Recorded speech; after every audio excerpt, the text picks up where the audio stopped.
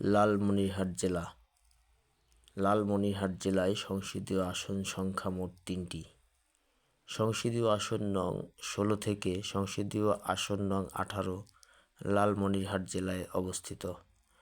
লালমনিরহাট জেলার উপজেলাসমূহ হল পাটগ্রাম উপজেলা, হাতীবান্ধা উপজেলা, আদিতমারী উপজেলা, কালীগঞ্জ উপজেলা এবং লালমনিরহাট সদর উপজেলা।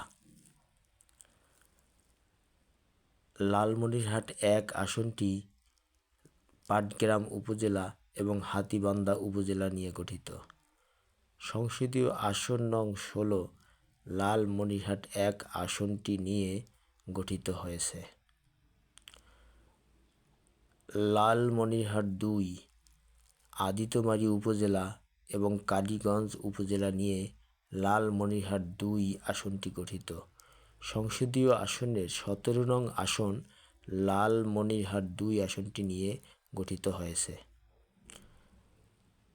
লালমনিরহাট 3 আসনটি একটি মাত্র উপজেলা লালমনিরহাট সদর উপজেলা নিয়ে গঠিত।